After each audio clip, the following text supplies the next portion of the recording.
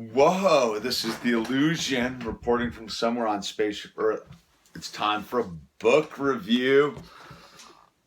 Erick Larson's Dead Wake about the sinking of the Lusitania. All right, this book review goes out to you, Montana Thrasher. Yes, that is somebody's name. That's a pretty rad name, by the way, isn't it, man? Montana Thrasher. I love that name. So this is about the sinking of the Lusitania, right? Do you know what the sinking of the Lusitania is? Well, the Lusitania was the giant cruise ship at the time in the 1915, and it was sunk by a German U-boat and was basically part of the snowball that got the United States involved in World War I.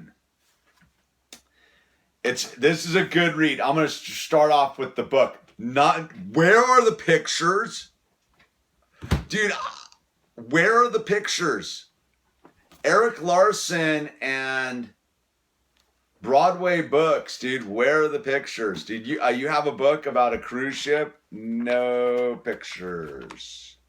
And some schematics, a cutaway of the ship would help when you're talking about ships and where things are happening. And the map in this book sucks, by the way. So, yet there's one picture in the beginning. One picture, dude. Hardly does justice. And I don't like it when they don't have pictures when they're talking about pictures of, like, the whole beginning is like the pictures of the boat sailing away and this and that. So that bummed me out. And the one map they got, like, come on, dude. Dude, that did me no good. So that was my only complaint about this book. It's a well-written book. I'm a huge fan of Erick Larson. I've read every one of his books, man. He's got 5 of them out there, and I've read all of them. They're in the back here. I've read all of them, and they're all rad. They're all historical, nonfiction, written with like sort of a fiction take, man. I really am into that this sort of genre of historical literature that's making its way into our consciousness. So anyway, this is a book. If you want to know about German U-boats in World War I, you're going to get a lot of good information. And not dry, boring stuff, dude. Like some fascinating, because most people think German U-boats were in like World War II.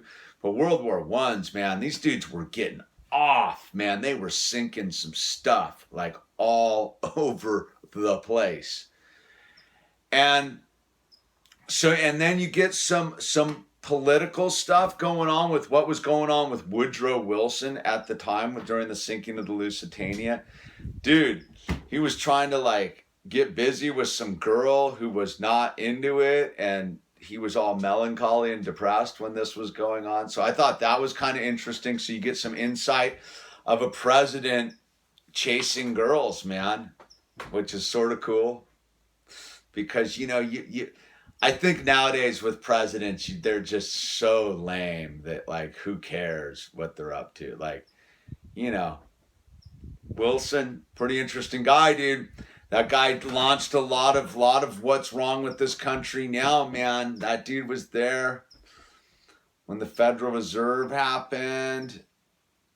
That guy's responsible for the IRS and all that kind of stuff, man.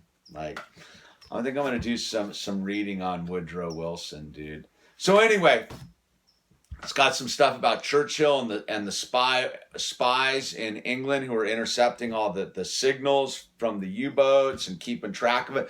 So the end-all, be-all of it all is the Lusitania was a setup, man. I don't know if you want to call it a false flag or what you will, but the Lusitania came over, and the Germans had printed in the New York Times the day the Lusitania was leaving that we're going to sink the Lusitania. And the Lusitania was a giant cruise ship, like Titanic size, right?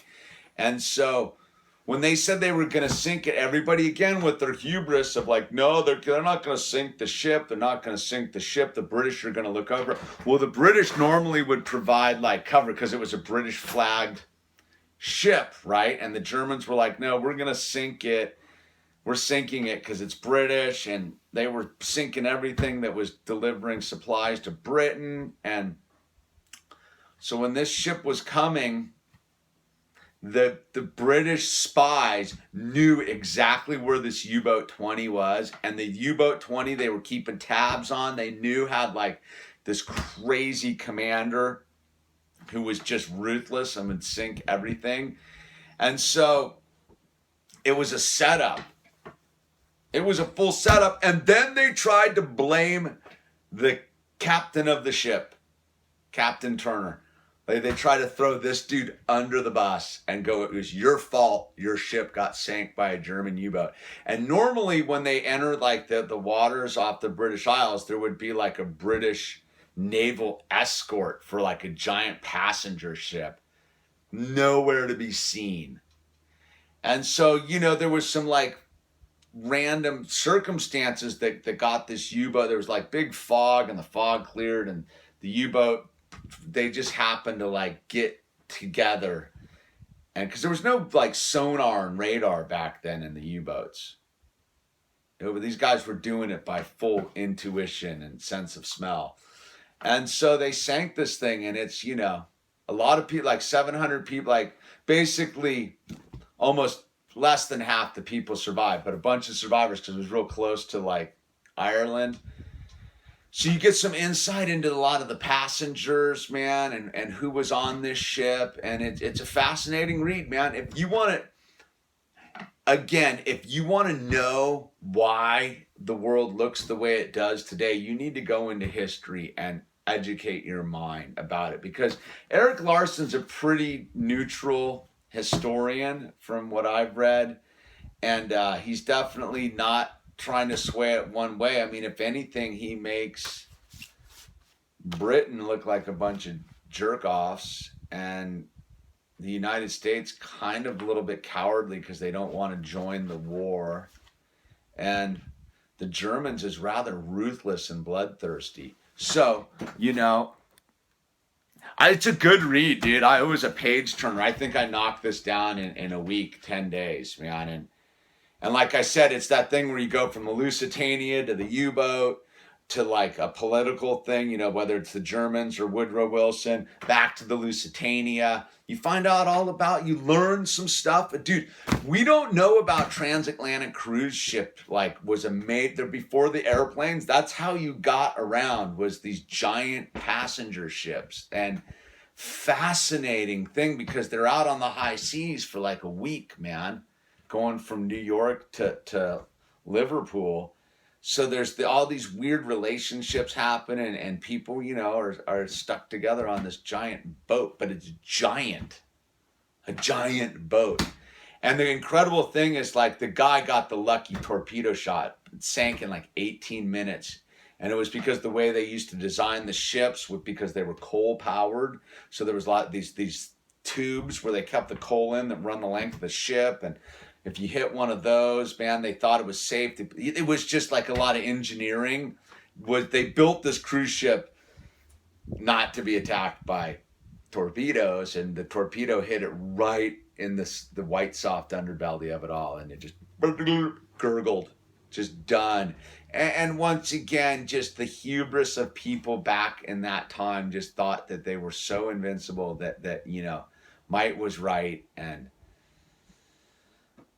what an interesting time. So I'm highly recommending Dead Wake by Erick Larson. I'm also highly recommending any of the other books that Erick Larson has written. Like, get in there, fill your mind. Fill your mind. What's it going to do? What's it going to do? It's going to make you think. It's going to make you learn. It's going to educate you. And then you will have the ability to look at the world you exist in now with a different set of eyes, with different parameters, because not a lot of people know about the Lusitania. I didn't know that much about it, but I definitely knew it was sunk during World War I. But I did not know the finer details, and now I do, and I'm pretty stoked I do, because it's some good information. It's The Illusion out. Read more. Fill your head with data.